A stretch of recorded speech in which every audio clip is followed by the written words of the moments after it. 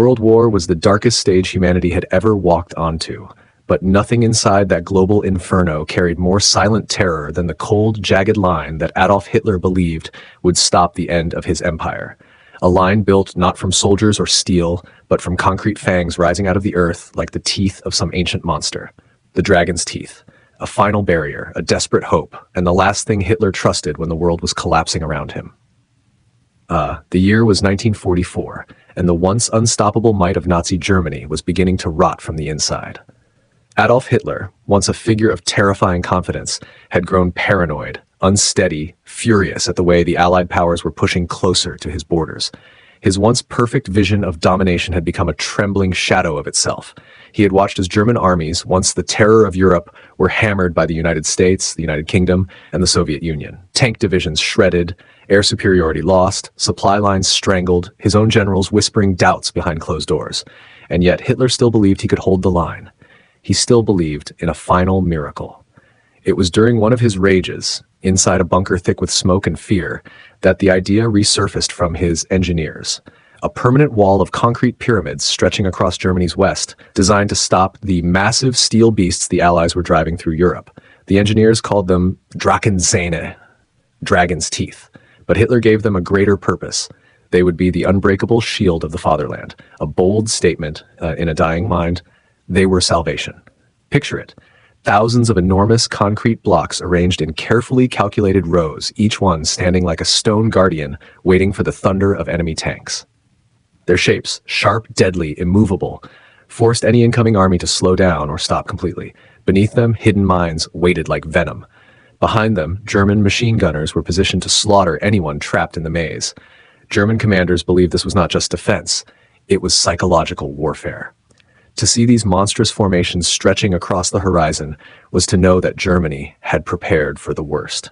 Hitler demanded miles and miles of these structures, forming the fearsome West Wall, a barrier he believed would break the momentum of the Allied invasion, a barrier he believed could buy him time to unleash some final, devastating counterattack.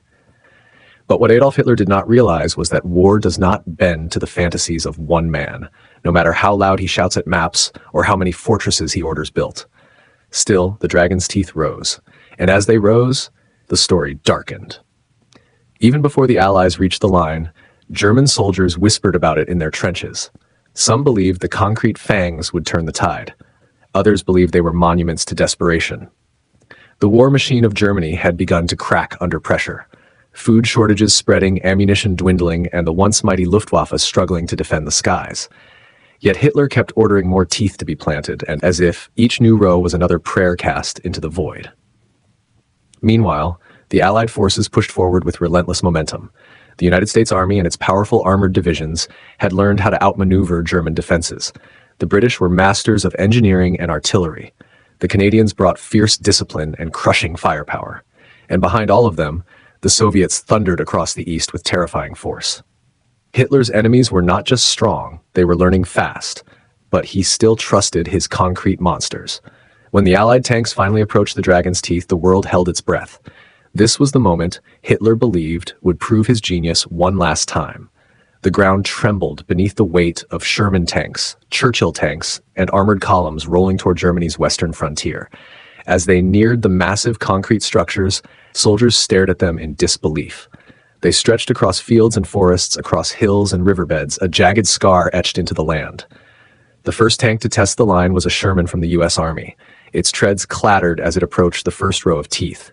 The crew inside braced, expecting mines or traps. What they saw was unsettling. A forest of concrete pyramids, each one ready to lift a tank off the ground, jam the treads, and trap it under machine gun fire. The tank crept forward. Metal screamed against concrete. Sparks flew. The machine lurched, stuck between two towering blocks. Then came the gunfire. German machine gunners opened fire with terrifying precision. Bullets slapped the hull. Infantry dove for cover. The dragon's teeth had done exactly what they were designed to do. They slowed the Allied advance and turned tanks into sitting targets. For a moment, it looked as if Adolf Hitler's gamble might work, but war rewards adaptation. The Allies responded quickly. Engineers rushed forward with explosives, blowing gaps between the concrete rows. Bulldozers piled earth over the teeth, creating ramps. Soldiers used wooden planks and scrap metal to build paths over the obstacles.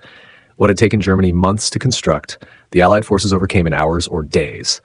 Still, resistance was fierce.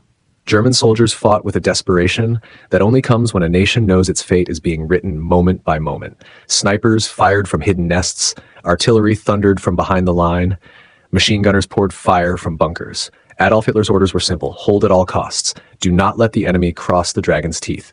But the enemy was too strong, too numerous, too determined. Army divisions from the United States pushed through forests and farmlands under constant fire. British armor battered its way forward. Engineers crawled under barbed wire, cut through steel obstacles, and disarmed mines with trembling hands. The air was thick with smoke, mud, and the metallic scent of war.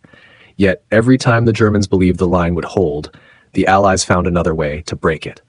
Hitler received reports in his bunker, reports filled with excuses, half-truths, and shrinking hope. On the maps spread before him, the line of dragon's teeth was supposed to be a shield. Instead, it was becoming a trail of broken concrete behind the advancing Allied armies. Still, he refused to accept defeat. He ordered reinforcements that no longer existed. He demanded counterattacks from divisions that had been shattered weeks earlier. He declared that the dragon's teeth must hold, as if shouting the words would make them reality. His faith was no longer in strategy. It was in symbols, in walls, in concrete, in fear. And that is what made this final act of World War so tragic. Because while Adolf Hitler believed the dragon's teeth would save him, the truth was that they only delayed the inevitable.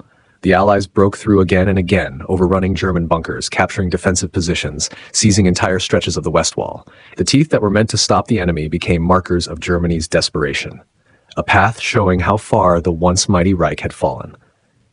But the story does not end with the breach, because as the Allied forces pushed deeper, something unexpected happened, something that revealed the unforgiving reality of war. German soldiers, exhausted and starving, began using the dragon's teeth not just as defenses, but as shelters. Some hid behind them from air raids. Others used them as cover during firefights. Some even carved their initials into the concrete, leaving behind silent echoes of the men who stood there, knowing they might never see another sunrise. And as the Allies advanced, they too began to understand the sheer scale of what Hitler had built. Endless rows of concrete stretching for miles, each one a testament to the Führer's obsession with a war he could no longer control. But there was a deeper layer to this story, one that most people never heard. A secret buried beneath the concrete, inside bunkers, and within the twisted strategies of Adolf Hitler's collapsing empire. A truth that reveals just how far Germany went to hold the line, and how deadly the final days of the war became as both sides clashed against the teeth of the beast. Before we dive deeper, if you're enjoying this cinematic dive into the hidden battles of World War, make sure you hit the like button so YouTube knows this is a story worth sharing. And if you want more intense historical breakdowns, subscribe, because what comes next is even darker. The Allied forces pressed deeper past the shattered dragon's teeth, stepping into a landscape that felt less like a battlefield and more like the abandoned skeleton of a dying empire. Every mile brought new signs of how far Adolf Hitler had pushed his nation to hold the illusion of control. What the soldiers found behind those concrete fangs wasn't triumph, it was madness. German engineers had built the dragon's teeth as the first layer, but what lay behind them was far more intricate. Underground communication tunnels, reinforced bunkers, secret listening posts, and strange fortifications that looked experimental, rushed, desperate. Inside some of the bunkers, American soldiers found half-burned documents, pages filled with frantic sketches, plans for weapons that never materialized, commands scrawled in Hitler's increasingly unstable handwriting, and everywhere the same message: hold, delay, fight to the last man. But the soldiers who were supposed to carry out those orders were ghosts compared to the armies Hitler once commanded. The Germans who remained were often just teenagers with shaking hands or veterans, so exhausted they could barely stand. Many had no ammunition left, only fear and a faint belief that the dragon's teeth would somehow slow the inevitable. What the Allies did not expect, however, was the network beneath the surface. As armored divisions advanced, some areas of the ground gave off a hollow echo. It wasn't until engineers brought in specialized equipment that they discovered a truth hidden under miles of scorched soil. Beneath the dragon's teeth lay bunkers connected to entire corridors, secret tunnels meant to allow German units to move undetected, retreat, reinforce, and launch counterattacks. Adolf Hitler had not only built a wall, he had built a labyrinth. Inside these tunnels, the air was icy and thick with the smell of damp stone. Allied soldiers crept forward with flashlights and rifles raised, every step echoing down the narrow passageways. Some tunnels were abandoned, while others carried fresh signs of life. Still warm lanterns, half-eaten food, scratched messages left behind by soldiers who had fled mere minutes earlier. The deeper the Allies ventured, the more they realized that this was not just a defensive line. It was a psychological battlefield designed to confuse, exhaust, and divide. And then they found the room. It was located under one of the heaviest clusters of dragon's teeth, sealed behind a steel door burned by explosives. Inside, the walls were covered in maps, hundreds of them.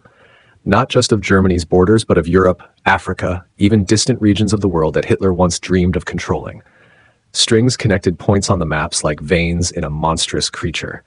Notes were scribbled in German, weapon shipments, projected Allied movements, contingency plans, and bizarre alternate strategies that revealed the sheer delusion gripping Hitler in the final months. But what shook the soldiers most was the final page left on the table, a hand-drawn sketch. Adolf Hitler standing behind a line of dragon's teeth as monstrous waves of enemy tanks crashed against them, only to be thrown back by some imagined force. It was a fantasy, a vision of triumph drawn by a man who could no longer face reality. And beneath that drawing, the words, "This line will break the world before the world breaks me." The irony was brutal, because while Hitler imagined himself protected behind concrete barriers, the enemy he feared most was not approaching from outside. It was closing in from within. Germany was collapsing. The people were starving. Factories had gone silent. The Reich was bleeding. And yet, even as Allied troops advanced further, they faced something unexpected. Pockets of Germans who refused to retreat, not out of loyalty, but out of fear. Fear of what waited behind them. Fear of being labeled traitors. Fear of the punishment Hitler reserved for those who failed him. These were men who had been trapped between the enemy and their own leader, and that desperation made them unpredictable. Some fought with suicidal ferocity. Others surrendered instantly. But the most dangerous were those who hid within the ruins of the dragon's teeth, waiting for nightfall to strike. One night, as a U.S. armored unit set up camp near a breached section of the concrete line, shadows moved silently between the remains. German soldiers slipped out from concealed openings, launching a sudden, devastating counterattack. For 30 minutes, the battlefield lit up with explosions and gunfire. Tanks erupted into flames, machine gunners scrambled to return fire. The chaos threatened to swallow the entire position. But then something shifted. The attackers' movements became frantic, erratic. Cries in German rang out, not battle cries, but commands of panic. When the Allies finally pushed them back, they discovered the truth. The Germans had run out of ammunition halfway through the assault. They were fighting with bayonets, knives, even stones from the shattered dragon's teeth. A counterattack fueled not by strategy, but fear. It was one of the final attempts to hold the line, and it failed. With the dragon's teeth now behind them, the Allied forces advanced into the heart of German territory. Cities lay in ruins. Bridges collapsed into rivers. Smoke rose from distant hills where artillery had burned forests into black skeletons. Adolf Hitler's once mighty Reich was reduced to rubble. Yet even as the Allies marched forward, something about those concrete structures lingered in their minds. Because the deeper they moved, the clearer it became. The dragon's teeth were not just obstacles. They were symbols. Monuments to the twisted blend of arrogance and terror that shaped Hitler's war. And in every village, every forest, every ruined town, there were whispers of what the people had endured while the Führer poured resources into fortifying a crumbling dream. But the true twist came when Allied intelligence teams reached Berlin weeks later. By then, Hitler was dead, taking his fantasies down into the earth with him. His bunker was a tomb. His empire was a ghost.